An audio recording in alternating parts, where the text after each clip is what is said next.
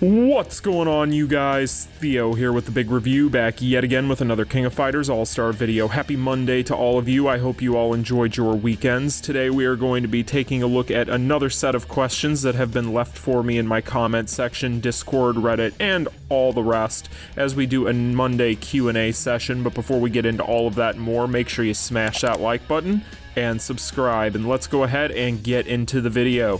And our first question comes to us today on YouTube from Vice the Legend 96, who asks, what are the ideal stones for a character without dot damage, like Mr. Karate? Well, thank you for the question, Vice the Legend 96, and with this one, basically any character that you're looking at that is not going to have a dot is basically just going to like any double attack R stones that you can put on them. So if you have a double attack R stone for a character of that specific color that you are needing to build out, then you'll always want to go that route. That's typically going to get you the most mileage when it comes to most characters. Now, when you get into the defensive stones for defensive type characters and so on, typically I try not to get too deep into the weeds with those, because unfortunately those defensive stones as they sit right now in the game aren't going to be necessarily the greatest option in the world for a lot of characters. So most of the time you're going to go for double attack, and that's just going to be the way to go. But there is always a case to be made for the square stone, for that generic plus yellow stone for the power charge rate increase. That's always a really good stone too. But yeah, you really can't go wrong with double attack R stones for characters that are going to be lacking dots, especially a character like Mr. Karate. My recommendation is to go that route. So thank you for the question, Vice the Legend 96. I appreciate it. And our next question comes to us from Punisher, who wants to know if I can do a video on what set cards are best on specific fighters. So when it comes to this question, I get this a lot, and really it always comes back around to what game mode it is that you're talking, because to be honest with you guys, if you take a look at, especially recently with the City of Darkness set, or in the past with sets such as Serena and so on and so forth, the best in slot for specific modes in the game is almost always going to come down to what the mode it is that you're playing. So really, when it comes to this question, there isn't a very good way of doing that type of video, because really it just boils down to what game mode it is you're playing. A good rule of thumb is if you are going to be playing in a game mode where you are going to be swapping in and out in PvE, you're probably going to want Serena set for your best in slot. If you're playing against Immortals or anything where you're going to have your full team on the field at the same time, City of Darkness is a good option. Otherwise, from there, if it is just a straight up 1v1 scenario, it can really vary depending on the character. It just comes down to your usual suspects, such as your Leah sets, your Akane sets, your defensive sets. Whatever type of character you're looking at can really define that as well. So a lot of the defensive card sets will come back around to the defensive characters as far as whether or not you should be using those, and so on and so forth. So it really just depends on what game mode you're playing. But that's kind of why most YouTubers try to stay away from videos on that kind of a topic, just because it can vary so wildly from game mode to game mode. But I can always try and put something together when it comes to card sets for characters, but I don't necessarily think that it would be a very good structure or very realistic for this game in particular to do something in that format, just based on those reasons. But if you're ever wondering why you don't see YouTubers doing those types of videos, that's typically why. But anyway, thank you for your question, Punisher. I appreciate it. Next up, we have a question from Kisami Hoshikaji, who wants to know, what do I think the next event will be after the Boss Syndrome events? Some people say it is going to be Street Fighter. I want to know, because if it's like that, I won't save for it. I will continue to spend on the BS event, because both Krizalid and Geese deserve it. What do you think? I trust your opinions. So thank you, Kisami, for the question. And as far as what I expect next, I definitely don't expect Street Fighter. We are not going to be getting a collaboration up next after the Boss Syndrome events. I almost can guarantee you that. We just had the 7 Deadly Sins collaboration. My assumption at this point is going to be that we are going to be seeing a new unified banner character, maybe this week or next. So we'll have to keep a lookout for that, but it's been a while since we've seen a unified banner character added in, and I really do think that that's going to be the next thing that we see. We'll probably have a good maybe 3-week or 4-week gap in between now and when we see the potential SS banner, and that's kind of what I'm thinking we are going to see next. I really don't think that we are going to be getting a collaboration for another couple of months. You know, that really just, it wouldn't sync up with their usual timeline to have one that early on after the last one. But I do think that we are probably going to be seeing a little bit of a lull. We'll probably get a unified banner character. We'll probably get some new in-game events, maybe even a world drop event or something like that to buy some time. And then eventually here in the next month or so, we'll probably start hearing rumblings of an SS banner, more than likely announced at the next live stream, since we've skipped a month on live streams in the past month and a half here. So that's pretty much what I'm seeing. As far as the Street Fighter thing, really, that's just a pipe dream, I think, at this point. I think that eventually it'll probably happen at some point, but I really don't know, and I couldn't tell you when. So that's pretty much my opinions on it. I think that that's kind of the going opinion as well as far as this goes. I think everybody's kind of expecting an SS banner here soon, especially with those data mines. So we'll have to wait and see, but I do think they're going to at least give us a good 2, 3, 4 week gap in between before that happens. So thank you for the question, Kisami, as always. Next up, we actually have a question that piggybacks off that last one very well from Jitesh Jalthuri. I hope I'm pronouncing that right correctly. Jitesh Jalthuria. Sorry if I'm butchering that. What do you think is the future of Fest characters after BS and SS introduction? I don't see any use of them unless it's broken like Mr. Karate. In Guild Raid or Immortal dungeons, most of the players are using BS and SS characters. Maybe for a certain CC or dot effect, some Fest characters can be used, i.e. Leona for shock explosion, etc. But otherwise, main damage dealers are going to be BS and SS characters. Even collaboration characters have more relevance to normal Fest characters now. Thank you for your question, Jitesh, and I do think that it's interesting with the future of the Unified Banner, right? Because they have been very quiet with the Unified Banner recently, and we haven't had a whole lot of new additions to it, especially in the way that we were used to before, where we would see them at least on a monthly basis. So we're on a little bit of a lull there. I don't know if a lot of this has to do with the fact that we might start to see here in the next month or so a little bit of that dry period that we have been warned about in the gaming industry as a whole thanks to last year's pandemic issues. I don't know what's going on with that, but I do think that we are going to be getting a new unified banner here in the next week or two. So I do think one is on the way. As far as the future of it, it's really, there's no denying at this point that the unified banner really is a step down from the BS and the SS characters at this point. I don't think anybody is really disputing that, nor do I think anybody in their right mind would tell you that the unified banner is going to be of more value at this point than just waiting for those banners, since they do come around a decent clip.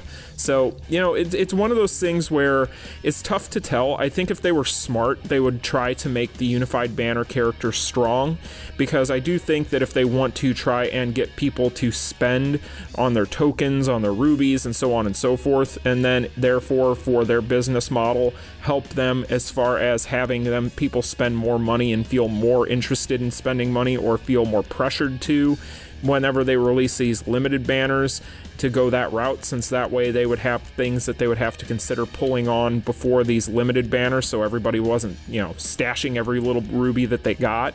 But I'm glad they haven't gone that route. However, I could definitely see them going that route in the future if they really want to try and squeeze people. You know, it's definitely, in my opinion, not healthy to have the unified banner not be good. So I would like to see the unified banner add some really good characters over the course of the next couple of months, but part of me does believe that the unified banner is probably going to start seeing less and less characters added over time. You know, like I said before, it used to be we would get a new one every month or so, and that hasn't seemed to be the case recently. So I'm almost beginning to wonder if the unified banner is only going to get new characters added to it every few months, kind of like we see with these limited banners. But I hope that that also means when they do that, that they have upped the quality of those characters as well.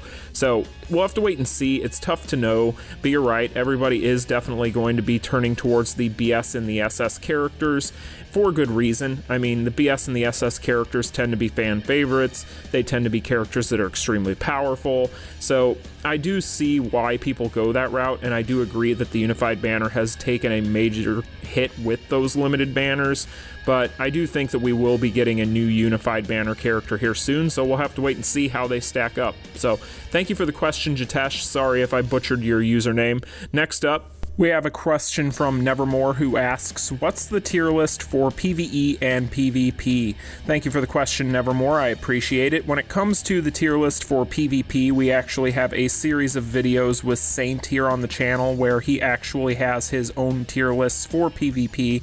So if you are looking for that, you can find that on his Discord. Link will be in the description. Otherwise, you can check out our monthly power rankings videos that we do, where we break that tier list down in detail every month. But when it comes to PvE, that's a little bit different.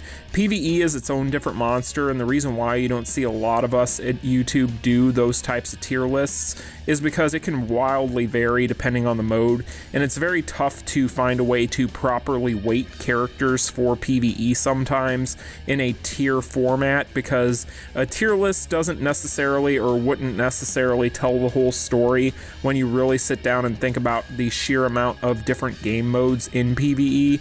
So really it would come down to you'd almost need to do a ranking by kind of game mode, or it just, there's a lot that goes into that for PvE. Now, I have been trying to figure out a way in the background without giving away too much to weight these things and make a tier list for PvE. I'm still working on that, so that is something that I am interested in doing. However, if you're ever wondering why a lot of YouTubers don't do a tier list for PvE, it's for those reasons, because it can be pretty tough to do. However, I did do a series of videos that's now quite outdated a while back, where I went ahead and went color by color and kind of ranked the top 5 characters for each color in PvE. However, those, like I said, are outdated with the amount of new characters that we have had added into the game recently, but I am looking at possibly redoing that, maybe in the same format. I'm not entirely sure, but thank you for the question, Nevermore. I greatly appreciate it, and stay tuned. Next up, we have a question from Venom, who asks, does it really matter to pay for this game? Because I can't. I'm a free-to-play guy, and this game is becoming difficult to play day by day. And all of the guild raid and darkness and burn and bleed is so confusing. Dude, I really want to play this game because I love King of Fighters, but Netmarble is making it more and more difficult for me to keep up. No rubies, no summons, no memories, no fest cards means no guild raids and no PvP. Dude, please help me with this in any way you can. Please do reply to my question.